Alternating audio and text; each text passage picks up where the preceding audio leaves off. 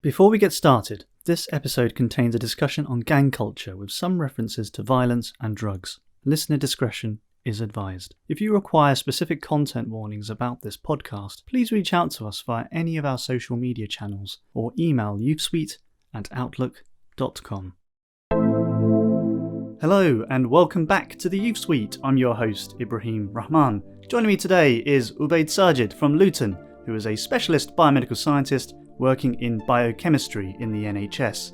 Welcome, Ubaid. Great to have you with us. How are you today? Hello, Ibrahim. I am very well, thank you. Fantastic. Now, let's start off by learning a bit more about yourself. Tell us about your background. I am a Pakistani, second generation. So my parents came here from Pakistan in 1990, I believe. And as you pointed out earlier, I am a specialist biomedical scientist. I've been working in this profession for a good 6 years. And I'm currently carrying out my master's. I'm doing my final module. And after that, I hope to go into a managerial position. Very fascinating. Now, let's backtrack a little bit. I understand you studied biomedical sciences at university. Was that the point when you knew exactly what you wanted to do for your career, or did you realise this perhaps maybe much earlier on in your life? No, not at all. So when I was a child, I didn't know what I wanted. I actually hated science. Science was my worst subject. Wow, really? Exactly. But I had a lot of mini moments which contributed to me getting into this position. But as I started reading around the subject, I started getting a lot more interested in different fields. I had a lot of experiences as well as a child, which I will touch upon later on. One moment which I'll mention now is when I was a child, my auntie fell ill. And when I went into the hospital, I saw firsthand how caring and how well organized the healthcare professionals were in dealing with her sort of healthcare. And that inspired me. I wanted to do a job which would help others. That's when I knew that I want to go into perhaps a medically related field.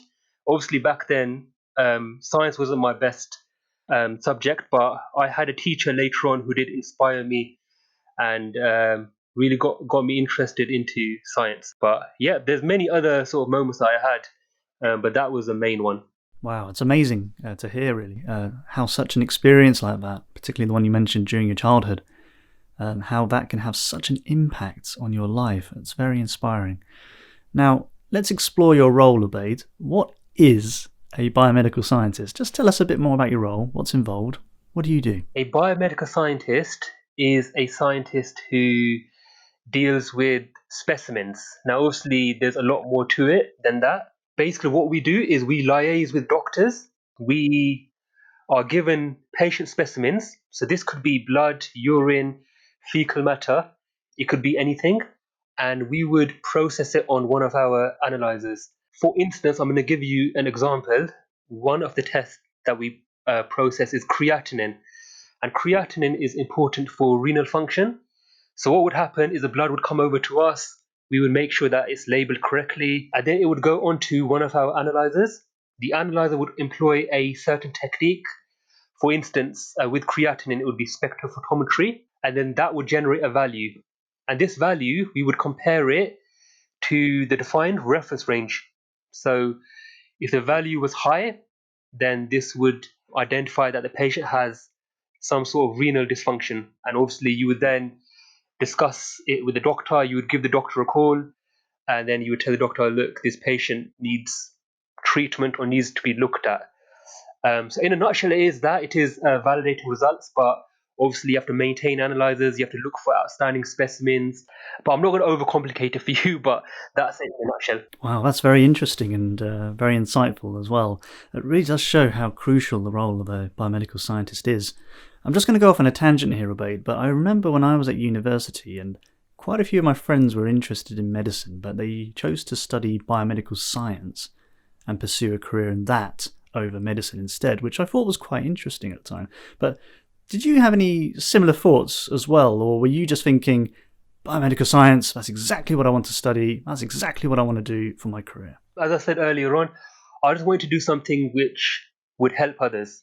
So this could have been a medically related field. It could have been medicine, it could have been biomedicine, it could even be nursing. Interesting that you've mentioned that, Ibrahim, because when I went to university, in the first year, we would actually study the same subjects as doctors. Human anatomy and physiology, and things like that, cell biology and so forth. I am quite close with a lot of the doctors in Luton and Dunstable Hospital where I currently work. The only thing that I can't do in my field is I can't give out clinical advice. I can discuss it with the doctor and I can give my opinion, but I'm not allowed to directly talk to the patient and give them my opinion. All I'm allowed to do is produce the result, carry out my quality checks, and have that discussion with the doctor, and then it's up to them because they would have more of a background of the patient. Okay, so it sounds like your role isn't public facing. It's very much like behind the scenes, so to speak. Is that right? That's absolutely correct. Yeah, we're behind the scenes, as you said. We don't get to see the lovely public, and we only get to see their specimen. Sometimes it gets very difficult because it can become a little bit automated. But if you treat every patient sample as a patient, I think that's very important. These are real life patients, and this is their blood in front of you. So you just have to deal with it like that. Absolutely. Very interesting to hear, Ubaid. So for all those listening out there right now, what advice would you offer to those interested in a career in healthcare or in the biomedical sciences like yourself? Any tips that you could share with them? If you want to be a biomedical scientist, then you have to get good grades in GCSE and obviously A level. Science, maths, and English are obviously very important. After that, you go into university and you complete a 3 years bachelor's in biomedical science. Make sure that that bachelor's is IBMS approved, because if it's not, you may have to do top up modules at the end of it. Now, if it's not approved, IBMS approved, that's also equally okay. You may not want to go into biomedical science. You may want to go into a lab technician field, because there's many other fields that you can go into after doing the degree. And then once you've done the 3 year degree, you have to complete a portfolio at work, which is called the IBMS registration portfolio. And then you work your way up from there, and you can work your way up to a specialist level like me by completing a specialist portfolio or doing a master's at the end of it. I know that with the examination results, it's been quite difficult for the students, hasn't it? Because it's been based on predicted grades, and a lot of youngsters have come up to me and they've told me how disheartened they feel, how disappointed they are. But I would say don't feel disheartened. Whatever your aspiration is, just make sure you stick to it. With me, I didn't like science. I didn't like many subjects. I was easily influenced, Ibrahim. I would be the type of person that would be on the TV for a good 4 to 5 hours, and I wouldn't care much about school. And I think the youngsters, they need to care about school. And the problem here, in my personal opinion anyway, is when you carry out a subject in school, you don't know what the end goal is. You don't know what job it's linked to. Like I'm doing science. Like, what jobs can I do if I get a good grade in science, and so on and so forth? Thank you for sharing that, Ubaid. That's great advice there. Now, you touched upon students who've been through exams in recent times, and that actually does bring me on to my next question. We've all been affected by the coronavirus pandemic. What kind of impact has the pandemic had on you personally? How's it affected your job and where you work? It has been very difficult for me. As with all NHS workers, we don't get furloughed apart from in exceptional circumstances, and we can't work from home. So I've been taking on extra shifts, extra night shifts, just to meet the extra workload that we're getting. So it has been quite stressful, but at the same time, it's nice to see how we've all sort of merged together and we've teamed up with each other to help tackle this unity that's been created out of this situation which nobody could have planned for. I know I last year, if you asked me, next year you'd have to wear face masks, and next year you'll have to, this virus will take over the world. You see, whatever's written will happen, and yeah, that's all I can really say about the situation at hand. Well, Ubaid, you're doing an amazing job so far, especially in these current circumstances. And I've got to say, everything that you've said, really, there's just so much to admire. I think everything that you've done, there really is a lot to admire about you. And you've clearly made huge strides in your career as well. And I just want to say, I wish you even more success going forward. And that brings us on to the next element of the show. This is called My Topic. For each episode, every guest gets the opportunity to talk about a topic of their choice. Now, tell us about your chosen topic. What have you brought for us today? My topic, which I want to focus on today, and this is really personal to me, is gang culture. Okay, gang culture. Why is this topic important to you?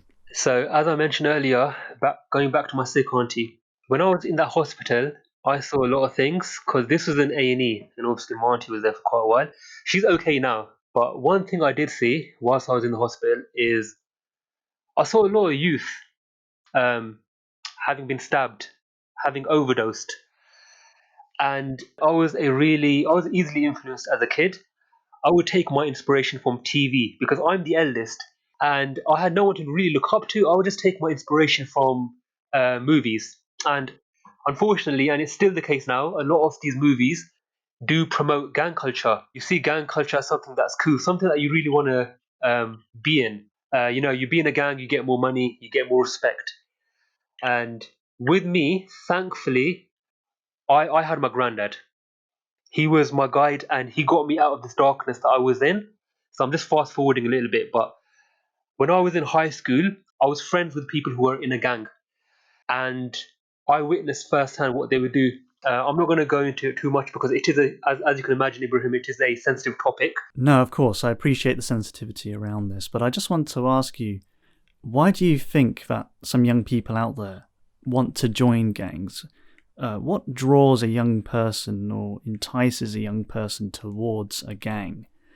What's your view on that? They see it as cool. They see it as something that will make them money, and they don't have that person to guide them. I was reading again, back it's on the Luton government website actually. Gang culture, they divide it into three categories.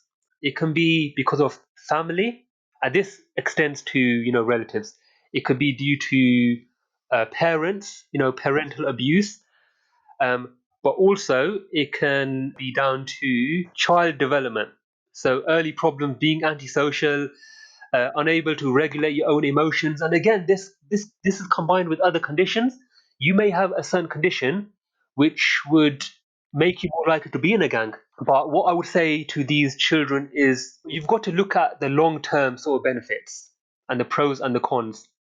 And is this something that would certainly make you money? Are there any alternatives out there? And the answer is there are things out there. Would you rather end up in jail or would you rather be in a profession which is respected? And you know what? This is a taboo subject, especially in my culture. Parents don't talk about it much. They treat children as children and they overlook their mistakes. Tell them that being in a gang is wrong. And you know what? It's common sense as well. If you see someone being shoplifted, then obviously you would think that that's wrong. If you see someone getting stabbed, you would see that that's wrong. Again, my granddad, he was a very influential person in my life, and he said these words to me. He said to me, "Life is what you make it." So life is what you make it. If you wanna hang around with people who carry out these crimes, then the chances are, you are gonna also contribute and carry out the crimes yourself. Whereas if you hang around with good people, think people that are righteous, that steer you toward the right direction, you will have a better life. And I could have easily gone toward the wrong direction myself, because Luton back then, compared to now, was a very different place, Ibrahim. Um, is a very different place because back then gang culture was promoted a lot. Obviously now it's a lot more under control, and there are reasons for that. Things like policing and community centres. I've got an uncle who runs a community centre in Luton, Oh, and wow. Okay. I always have this discussion with him. What can we do to make sure that our young, children don't end up in jail? Because that's where they're destined towards going if they join a gang, and that's a fact. Earlier, Ubaid, you touched upon some of the things that you experienced in childhood from visiting your auntie in hospital. And I just want to say, I think it's refreshing. I find it very refreshing, actually, to hear at that age you were able to consciously say to yourself, no, I don't want to do this. I don't want to do this because it's wrong. And that can't be easy for some people out there, especially when you have people that you're close to and they're involved in things that you ultimately want to distance yourself from. So what would you say to that, Ubaid? Because I'm sure there are some young people who do want to find a way out. Maybe they're stuck, they're trapped, and they realise that they've made a mistake. So how do they get out of this situation? It's not easy, especially if you're already in a gang. You may have gone in too deep. If you have gone deep into gang culture, I'd say there are initiatives out there. But what I would say is try to get closer with people who are righteous and try to come out of that sort of bubble that you're in. Now, this might not be easy and it could very well be dangerous, but having the right support, that's absolutely important. That's very crucial. Knowing who to turn to, listening to your parents, listening to your relatives, and you will know the difference between right and wrong. It's really a moral thing.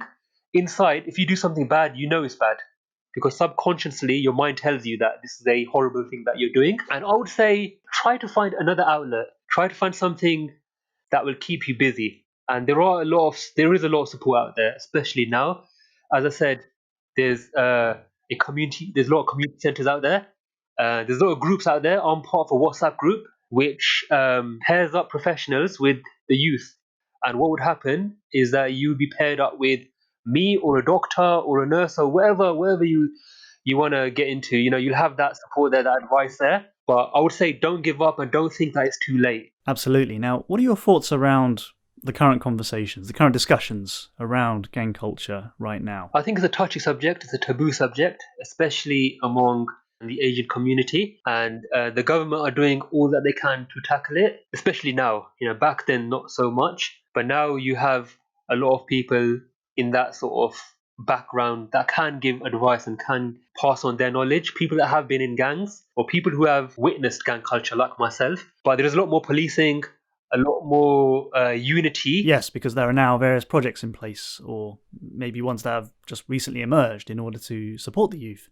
You've got more youth workers, there's more community schemes as well, there's more money being invested into such initiatives to support young people, isn't there? That's right, and importantly so, because the children are the future.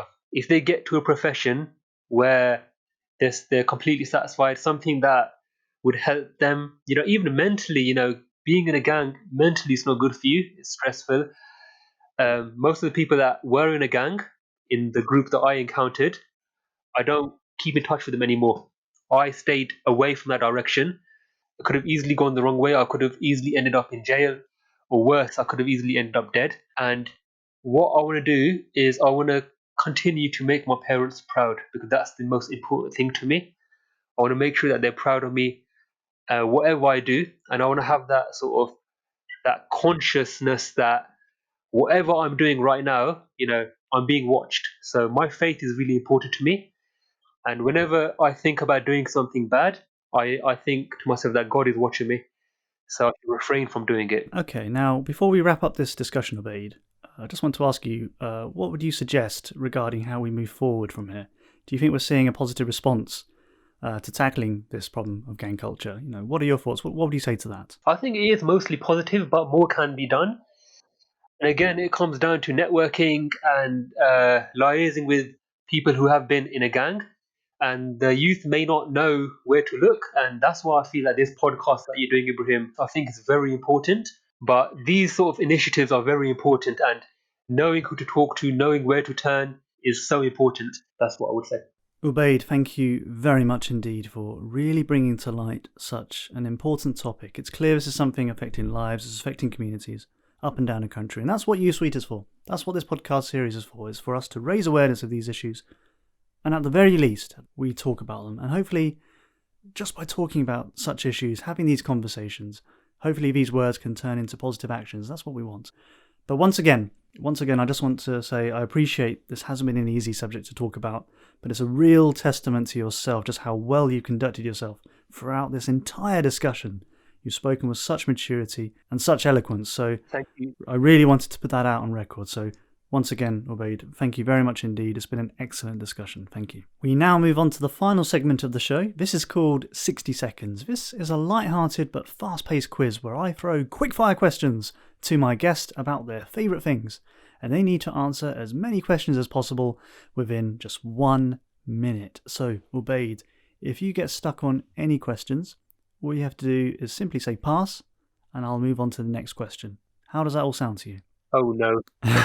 Let's see how good you are under pressure. Yeah, I'm feeling very competitive now, so let's bring it on. Your 60 seconds starts now. Favourite language? English. Favourite football player? David Beckham. Favourite beverage? Rufsa. Favourite animal? Lion. Favourite dessert? Gujirella. Favourite colour? Green. Favourite number? 7. Favourite season? March. April. Winter. Favourite time of day?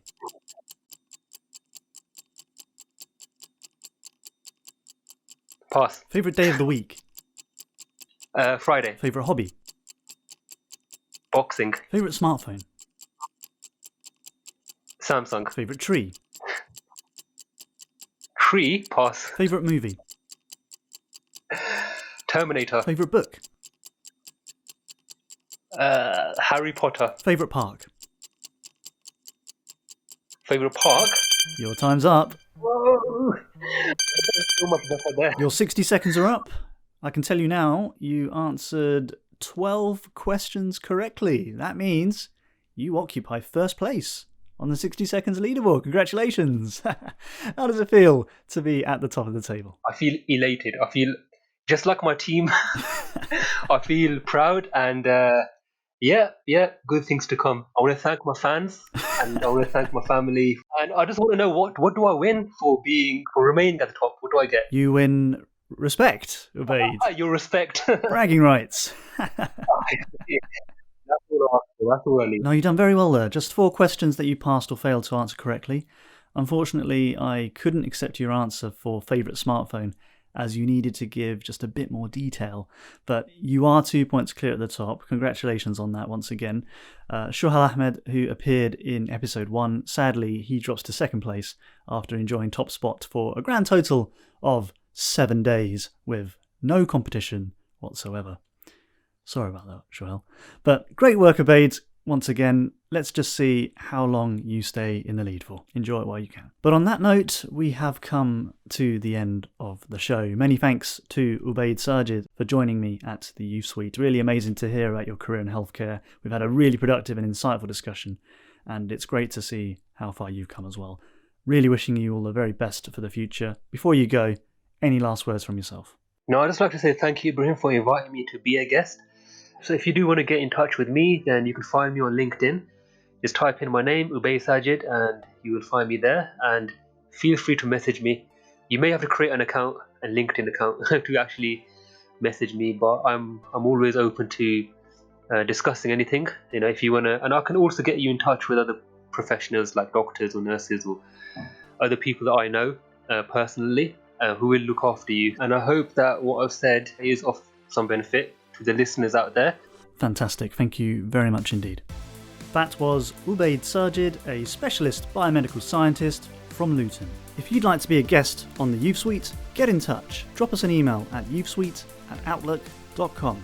Youth Suite is free to listen to and available on any app that supports podcasts such as Spotify and Apple Podcasts. You can also find Youth Suite on Facebook, Twitter, Instagram, and YouTube. Make sure to like, follow, and subscribe so you can stay on top of all future episodes and receive the latest updates about this podcast series. Don't forget to spread the word and tell your family, your friends, everyone. Your support means everything. Join me again for the next episode from the Youth Suite. Until then, I've been Ibrahim Rahman. Thanks for listening. Keep well and stay safe. It's goodbye for now.